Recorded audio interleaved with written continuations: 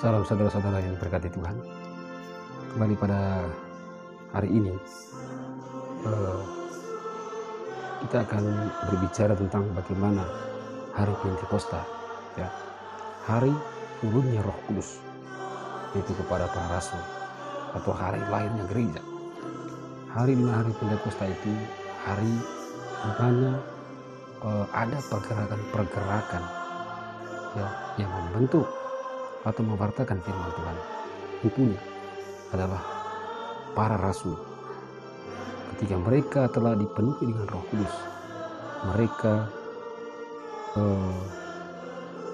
keluar untuk mewartakan firman, untuk menginjil, menyampaikan kabar sukacita tentang keselamatan yang datang daripada Tuhan Yesus Kristus. Saudara-saudara yang diberkati Tuhan, mari kita mulai dalam kisah para rasul pasal 2 ayat 1 sampai dengan ayat 4. Di dalam ayat yang pertama, ya, sedikit dikatakan, ketika tiba hari Pentakosta, semua orang percaya berkumpul di satu tempat. Dan ayatnya yang kedua, tiba-tiba turunlah dari langit suatu bunyi seperti tiupan angin keras yang memenuhi seluruh rumah di mana mereka duduk. Dan ayat yang ketiga, dan tampaklah kepada mereka lidah-lidah seperti nyala api yang bertebaran dan hingga pada mereka masing-masing. Dan yang keempat, maka penuhlah mereka dengan Roh Kudus, lalu mereka mulai berkata-kata dalam bahasa lain seperti yang diberikan oleh Roh itu kepada mereka untuk mengatakannya.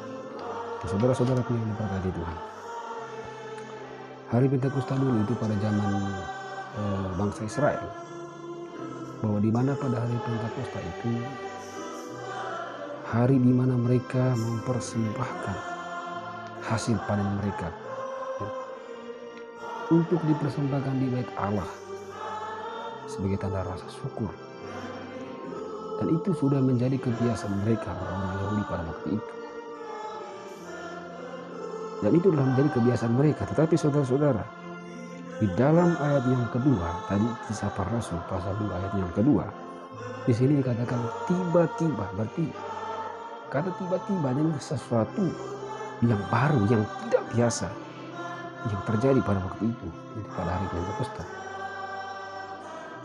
Artinya hari yang sesuatu yang tidak biasa yang akan terjadi pada waktu itu. Dan turunlah dari langit suatu bunyi seperti keras dan memenuhi seluruh rumah di mana mereka duduk. Nah, saudara-saudaraku yang diberkati Tuhan, kalau hari Pentakosta dulu itu kebiasaan bagi mereka untuk mempersembahkan hasil panen mereka itu untuk dipersembahkan di bait Allah, di bait suci, ya. Dan tiba-tiba pada waktu itu tiba-tiba turun dari langit suatu bunyi. Itu adalah hari lahirnya gereja, di mana mereka dipenuhi. Dan di dalam ayat 3 mengatakan, dan tampaklah kepada mereka lidah-lidah seperti nyala api yang bertebaran hingga pada mereka masing-masing. Roh Kudus, ya. Dan ayat yang keempat, maka penuhlah mereka dengan Roh Kudus, ya. Pada waktu itu mereka dipenuhi dengan Roh Kudus. Dan ini adalah suatu atau yang disampaikan dalam ayat 2 tadi, tiba-tiba. Artinya sesuatu yang tidak biasa, ya, yang terjadi pada hari Pentakosta itu. Nah, saudara-saudara yang berkati, itulah yang kita rayakan pada hari ini, hari Pentakosta, ya, hari turunnya Roh Kudus memenuhi ke-12 rasul. Sebab dalam ayat 4 di sini mengatakan bahwa penuhlah mereka dengan Roh Kudus, lalu mereka mulai berkata-kata dalam bahasa lain seperti yang diberikan oleh Roh itu kepada mereka untuk mengatakannya. Ya, saudara-saudaraku yang diberkati Tuhan,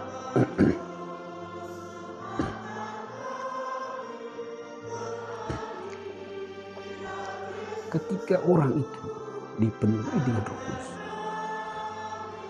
artinya ketika mereka dipenuhi dengan Roh Kudus, berarti iman mereka itu adalah iman sejati. Artinya bukan hanya asal-asal atau ikut-ikutan. Nah, seperti dalam Efesus pasal 1 ayat 13. Di sini dikatakan, di dalam Dia kamu juga, karena kamu telah mendengar firman kebenaran yaitu Injil keselamatan. Di dalam Dia kamu juga ketika kamu percaya dimateraikan dengan Roh Kudus yang dijanjikannya itu. Artinya kita orang-orang yang percaya dan beriman kepada Yesus Kristus, Roh Kudus itu hanya sekali dimateraikan di dalam diri kita. Itu dimateraikan di dalam diri kita, dan Roh Kudus itu tidak turun berulang-ulang di dalam setiap pribadi kita masing-masing, terutama kita yang percaya kepada Yesus Kristus. Artinya Roh Kudus itu tidak turun terus, tetapi sini dikatakan turunlah Roh Kudus. Ketika orang dipenuhi dengan Roh Kudus dan orang-orang percaya akan dimateraikan oleh Roh Kudus, artinya dibaptis oleh Roh Kudus, kita diperbaharui menjadi manusia yang baru. Nah, itulah yang memberikan kita keyakinan, atau yang mendorong kita, meyakinkan kita, membawa kita supaya kita percaya kepada Kristus. Dalam Kisah Para Rasul pasal 2 ayat 38, di sini dikatakan, jawab Petrus kepada mereka, bertobatlah dan hendaklah kamu masing-masing memberi diri dibaptis dalam nama Yesus Kristus untuk pengampunan dosa, maka kamu akan menerima karunia Roh Kudus. Nah, saudara-saudaraku yang berkati Tuhan, artinya Allah itu mengenal setiap pribadi kita. Jadi orang-orang yang dimateraikan dikaruniakan Roh Kudus, artinya orang yang imannya sejati, yang taat dan setia pada ketetapan Allah. Mereka ini menerima karunia Roh Kudus, bukan menerima karunia dari Roh Kudus, tetapi menerima karunia Roh Kudus. Artinya adalah roh yang sama, ya, tetapi punya pekerjaan masing-masing. Ya, kalau saudara baca di dalam rupa karunia, ya, bahwa diberi karunia Roh Kudus, memberikan keberanian atau memberikan sesuatu yang baru, artinya mereka bisa bernubuat. Itu karunia Roh Kudus, bernubuat, mewartakan, menyembuhkan yang sakit, berkata-kata dengan penuh hikmat. Itu adalah karunia Roh Kudus. Nah, saudara-saudaraku yang berkati Tuhan, jadi orang itu tahu ketika di mana orang itu percaya karena asal-asal. Jadi tidak mungkin Tuhan memateraikan orang itu dengan Roh Kudus kalau dia tidak taat pada ketetapan Tuhan atau perintah-perintah Allah atau firman-firman Allah. Tetapi ketika Tuhan memateraikan setiap pribadi manusia dengan Roh Kudus, maka sudah pasti imannya adalah iman yang sejati. Artinya dia sungguh-sungguh percaya kepada Yesus Kristus, bukan asal-asal. Nah, saudara-saudaraku yang terkasih, karena Allah mengenal setiap pribadi orang-orang seperti ini, ya, sehingga dikatakan dalam Matius pasal 3 ayat 9 sampai dengan 11. Kita mulai dari Matius pasal 3 ayat 9. Dan janganlah mengira bahwa kamu dapat berkata dalam hatimu, Abraham adalah bapa kami. Karena aku berkata kepadamu, Allah dapat jadikan anak-anak bagi Abraham dari batu-batu ini. Saudara-saudaraku yang diberkati Tuhan, Tuhan itu mengenal hati pribadi mereka pada saat itu, yaitu orang-orang Yahudi, ya, yang datang kepada Yesus, yang mau memberi dirinya mereka dibaptis, tapi mereka tidak mau belajar mengenal firman Allah. Sehingga mereka tidak dimateraikan oleh Roh Kudus, tetapi Tuhan mengenal hati mereka. Sehingga Tuhan mengatakan bahwa Allah dapat menjadikan bagi Abraham anak-anak dari batu ini. Nah, saudara-saudara, ayat 10. Tapak sudah tersedia pada akar pohon, dan setiap pohon yang tidak menghasilkan buah yang baik pasti ditebang dan dibuang ke dalam api. Artinya orang-orang yang beriman dan percaya kepada Yesus Kristus, yang memberi dirinya dibaptis, orang-orang anak-anak Allah, ketika mereka tidak bisa menghasilkan buah, artinya pertobatan, ya, sesuai dengan perbuatan mereka masing-masing, maka akan dibuang tebang ke dalam api. Nah, di dalam ayat 11, aku membaptis kamu dengan air sebagai tanda pertobatan. Ini yang dilakukan oleh Yohanes Pembaptis pada waktu itu. Tapi ia yang datang kemudian daripadaku lebih berkuasa daripadaku, dan aku tidak layak melepaskan kasut. Dia akan membaptis kamu dengan Roh Kudus dan dengan api. Nah, ketika pada waktu Yesus bersaksi tentang Yesus Kristus pada saat itu, bahwa ia akan membaptis kamu dengan Roh Kudus dan dengan api. Artinya ketika kita dibaptis, ya, artinya kita dimateraikan oleh Roh Kudus, bagi Tuhan mengenal pribadi kita. Artinya kita bukan iman asal-asal, tapi kita memang mempunyai iman yang taat pada ketetapan Allah yang setia pada firman-firman Allah. Nah, saudara-saudaraku yang diberkati oleh Tuhan Yesus, di dalam Yohanes pasal 14 ayat 16, ya, sini dikatakan, aku akan minta kepada Bapa dan Ia akan memberikan kepadamu seorang penolong lain supaya menyertai kamu selama-lamanya. Artinya ketika kita yang percaya kepada Yesus Kristus, kita dibaptis oleh Roh Kudus, kita menerima karunia Roh Kudus, artinya mewartakan firman Tuhan, bernubuat, melakukan segala perintah dan ketetapan-ketetapan Allah dalam kehidupan mereka. Maka Tuhan sendiri akan minta kepada pasangan penolong itu Roh Kudus, Roh kebenaran, itu yang akan memimpin saudara, yang akan memimpin kita pada kebenaran, pada jalan keselamatan, jalan yang dikehendaki Allah dalam kehidupan kita. Saudara-saudara yang berkati oleh Tuhan, ketika kita penuh dengan Roh, ya, ketika kehidupan kita dipenuhi dengan Roh, artinya Roh Kudus memberikan kita keberanian, memberikan kita kekuatan untuk kita bisa berbuat sesuatu, melakukan sesuatu, terutama adalah kebenaran firman Tuhan. Dalam Kisah Para Rasul pasal 4 ayat 31, di sini dikatakan demikian, dan ketika mereka sedang berdoa, goyanglah tempat mereka berkumpul itu, dan mereka semua penuh dengan Roh Kudus. Lalu mereka memberitakan firman Allah dengan berani. Jadi ketika mereka dipenuhi dengan Roh Kudus, bukan berarti Roh Kudus itu Roh Kudus itu hanya satu kali masuk dimateraikan dalam setiap pribadi manusia, yaitu Roh kebenaran.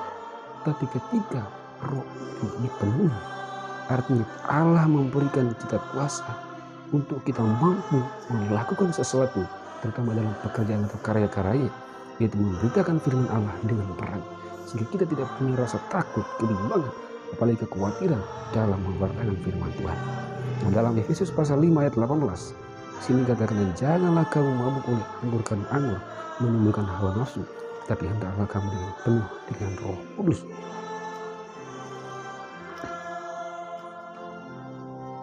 Nah, saudara-saudaraku yang berkati Tuhan, artinya ketika kita meminum anggur, ya, itu akan menimbulkan hawa nafsu di dalam diri kita, dan kita akan jauh dari kebenaran. Tapi sini katakanlah, tapi hendaklah kamu penuh dengan Roh. Artinya ketika kita dipenuhi dengan Roh, maka kita akan diberikan kemampuan atau kekuatan untuk mengarahkan hati kita, untuk mengarahkan pikiran, akal kita, hidup kita, untuk kita dipimpin oleh Roh itu. Roh Kudus itu yang membawa kita pada kebenaran firman Tuhan, mengarahkan hati kita, perbuatan-perbuatan kita, pikiran kita, semuanya itu akan diarahkan dan dipimpin oleh Roh Kudus, supaya kita hidup selalu di dalam kehendak Allah atau di dalam ketetapan firman Allah. Saudara-saudaraku yang diberkati oleh Tuhan, ketika Roh Kudus memberi, artinya Roh Kudus yang tinggal, yang sudah dimateraikan dalam setiap pribadi orang-orang percaya, itu akan memberikan kuasa, ya. Artinya kuasa yang pertama adalah itu akan mengubahkan hidup kita, mengubah hidup kita, akan meninggalkan atau menghapus cara-cara kita yang lama atau cara-cara kita yang jauh daripada kebenaran, kebiasaan-kebiasaan buruk yang kita lakukan, dan itu akan diubahkan dan diarahkan oleh Roh Kudus yang memberikan kita kuasa supaya kita punya kemampuan untuk memulai hidup yang baru. Artinya menyalibkan segala keinginan daging itu, segala keinginan dunia ini, dan kita hidup di dalam kebenaran, ya. Seperti dikatakan dalam Kisah Para Rasul ayat 1, bab 1 ayat 8, tapi kamu akan menerima kuasa kalau Roh Kudus turun atas kamu, dan kamu akan menjadi saksi di Yerusalem, di seluruh Yudea dan Samaria dan sampai ke ujung bumi. Ketika orang-orang percaya itu dipenuhi dengan Roh Kudus, mereka memiliki kuasa atau kemampuan, keberanian dalam memberitakan Injil, ya. Dalam mereka melakukan kehendak Allah, dalam mereka mengubah hidup mereka untuk diarahkan hidup sesuai dengan firman Tuhan, bukan hidup di dalam kedagingan, tetapi hidup di dalam Roh, sehingga Roh itulah yang memimpin mereka pada kebenaran firman Tuhan. Sebab Roh Kudus itu mengubahkan, ya, seperti katakan dalam Matius pasal 20 ayat 29. Yesus menjawab mereka, kamu sesat sebab kamu tidak mengerti kitab suci maupun kuasa Allah. Saudara-saudaraku yang berkati oleh Tuhan, ketika kita tidak dipenuhi Roh Kudus, ketika kita tidak dibaptis oleh Roh Kudus, maka kita tidak akan mengerti yang namanya kitab suci, apalagi yang namanya kuasa Allah. Sebab hanya Roh itulah yang memberikan kita pengertian atau pengetahuan atau hikmat supaya kita mengerti tentang kebenaran firman Allah. Sehingga kita mampu memuji Tuhan, mampu membawa hidup kita kepada apa yang dikehendaki Allah, yang tentunya sesuai dengan firman Tuhan. Nah, ini masih tentang berbicara tentang karunia Roh Kudus. Nah, saudara-saudaraku yang berkati Tuhan, ya, kalau kita lihat kejadian-kejadian sekarang, ya, kepada hamba-hamba Tuhan, orang-orang percaya, ya, mereka mengatakan bahwa mereka dipenuhi dengan Roh Kudus. Ya, tetapi saudara-saudara, perlu kita perhatikan, ya, bahwa ada Roh Kudus yang turun dari surga dan ada roh yang berasal dari dunia ini, yaitu roh manifestasi yang serupa, dan itu akan menyesatkan saudara. Ini perlu diperhatikan saudara. Jadi setiap roh itu, sekalipun itulah roh yang berasal dari Allah ataupun roh yang berasal dari dunia, kita harus jeli dan menyelidiki atau menguji apakah itu benar roh yang berasal dari surga atau dari dunia ini. Seperti yang dikatakan dalam 1 Yohanes pasal 4 ayat 1, ya, saudara-saudara yang kekasih, janganlah percayakan setiap roh, tapi ujilah roh-roh itu apakah mereka berasal dari Allah, sebab banyak nabi-nabi palsu yang telah muncul dan pergi ke seluruh dunia. Ini yang perlu kita perhatikan, orang-orang percaya kepada Yesus Kristus. Ya, saudara tentu sudah membaca tadi dari ayat sampai ke ayat, yaitu tentang Roh Kudus. Ketika Roh Kudus itu dimateraikan dalam diri kita, dan ketika kita dipenuhi dengan Roh Kudus, kita akan diberikan kuasa sehingga kita berani mampu memberitakan Injil atau mengubahkan diri kita supaya kita hidup sesuai dan seturut dengan firman Tuhan. Itu adalah roh yang berasal dari surga, roh yang berasal dari Allah, yang menuntun, memimpin kita pada kebenaran atau melakukan pekerjaan-pekerjaan Kristus. Pertama adalah bernubuat atau memberitakan Injil, ya. Tapi ada roh yang berasal dari dunia ini saudara, yang perlu kita waspadai dan perlu kita perhatikan baik-baik. Itu adalah nabi-nabi palsu yang menyesatkan iman kita, ya. Roh-roh dunia ini, ya, mereka pun bisa menyerupai orang-orang kudus, menyerupai dan mengataskan nama Yesus. Ini yang perlu kita perhatikan saudara-saudara. Tapi kembali lagi kita sudah mengatakan dari buahlah kita mengenal mereka. Dari buahnya, artinya kita mengenal nabi-nabi palsu itu, roh dunia itu bekerja. Kita mengenal mereka dari hasil perbuatan mereka, karya-karya mereka. Roh Kudus itu memberitakan Injil, atau mengubahkan hidup kita kepada kebenaran. Tetapi roh yang berasal dari dunia ini menunjukkan kekuatan, menunjukkan kuasa, ya, seringkali itu untuk memanifestasi atau menipu, menyesatkan kita. Banyak yang terjadi dalam kalangan kita, orang-orang percaya, hamba-hamba Tuhan yang mengadakan banyak tanda mujizat, kesembuhan, pemulihan, pembebasan, orang lumpuh berjalan, orang buta dapat melihat, orang bisu dapat berkata-kata. Ini yang perlu kita perhatikan saudara. Apakah dia mempunyai dasar firman Tuhan?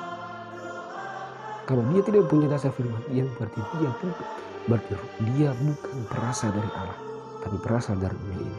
Tapi ketika ia melakukan semua itu dalam mengadakan tanda mujizat kesembuhan, tapi dia mempunyai dasar dengan kebenaran firman Tuhan, maka itu adalah anak-anak Allah yang berasal dari surga. Saudara-saudaraku yang berkata oleh Tuhan, Santo Paulus kembali menegaskan kepada kita bahwa kamu berasal dari Allah, anak-anakku, dan kamu telah mengalahkan nabi-nabi palsu itu. Sebab roh yang ada di dalam kamu lebih besar daripada roh yang ada dalam roh. Ya, ketika kita dimateraikan oleh Roh Kudus dalam diri kita, artinya kita itu lebih besar daripada roh-roh kegelapan yang berasal dari dunia ini. Jadi kita tidak perlu takut dengan roh dunia ini. Ketika kita mempunyai dasar atau kita dimaterai oleh Roh Kudus, dan sebesar apapun kuasa dari dunia ini untuk mempengaruhi iman kita, itu kita tidak akan mudah dan kita tidak akan goyah sedikit. Karena kita mempunyai iman yang sejati. Artinya bukan iman yang asal-asal, ikut-ikutan, hanya melakukan kewajiban. Di dalam kekristenan kita, saudara-saudara yang berkati Tuhan, jangan kita fokus pada kewajiban kita di dalam melakukan katakan berbuat baik. Sebab keselamatan sudah dijelaskan dalam video sebelumnya, saudara, bahwa perlu kita pahami tentang keselamatan itu seperti apa. Pemahaman yang benar tentang keselamatan kita itu apa dan seperti apa. Jadi keselamatan itu bukan karena perbuatan baik kita. 1000 kita berbuat baik, saudara, karena kita adalah orang berdosa. Seberapa banyak kita berbuat itu tidak menjamin kita mendapat bagian dalam kerajaan surga. Tapi itu adalah kasih karunia Allah yang diberikan cuma-cuma oleh Allah kepada kita melalui putranya yang tunggal, Yesus Kristus, yang telah menjadi penebus kita. Karena kita suci mengatakan, ialah jalan satu-satunya jalan dan kebenaran dan hidup. Tidak ada seorang pun yang kepada Bapa kalau tidak mengaku. Nah, saudara-saudaraku yang berkati Tuhan, sebab itu kembali saya katakan bahwa roh yang ada dalam kita lebih besar daripada roh yang ada di kita. Jadi perlu kita perhatikan, perlu kita selidiki ketika kita melihat ada sesuatu atau pelayan-pelayan Tuhan, hamba-hamba Tuhan, ya, dimanapun kita berada, ketika kita bertemu atau menjumpai mereka, perlu kita selidiki apakah dia mempunyai dasar kebenaran firman Tuhan, ya, atau bukan. Kalau dia tidak mempunyai dasar firman Tuhan, itu perlu dipertanyakan dan jangan mudah percaya. Tapi ketika dia mengadakan tanda kebesaran, dia bisa mengusir setan, menyembuhkan orang yang sakit, mengusir roh-roh. Dan ketika ia mempunyai dasar firman Tuhan, ya, maka dia berasal dari Allah dan dia adalah saksi daripada Tuhan kita Yesus Kristus. Nah, saudara-saudaraku yang berkata oleh Tuhan, semoga penjelasan tentang karunia Roh Kudus, ya, ini memberikan berkat atau dorong iman saudara, supaya saudara tidak dipengaruhi oleh dunia ini, tetapi saudara tetap berpegang teguh pada firman Allah, pada ketetapan atau perintah-perintah Allah, sehingga saudara tetap berpegang teguh dan berdiri percaya pada firman Tuhan. Sekalipun begitu banyak tawaran-tawaran yang diberikan oleh dunia ini, ketika saudara sudah dimateraikan oleh Roh Kudus, roh kebenaran ini, maka saudara tidak akan dipengaruhi. Dan itu karena saudara memiliki, ya, iman yang sejati, atau saudara sudah dimateraikan oleh Roh Kudus. Maka saudara-saudara yang diberkati oleh Tuhan, ya, semoga dengan mendengarkan penjelasan tentang karunia Roh Kudus ini, saudara terus dipimpin oleh Roh Kudus. Saudara akan semakin mengenal kebenaran firman Tuhan. Saudara akan selalu dipimpin oleh Roh dengan semangat, dengan penuh sukacita untuk selalu belajar mengenal tentang kebenaran firman Tuhan. Salam, dan Yesus memberkati.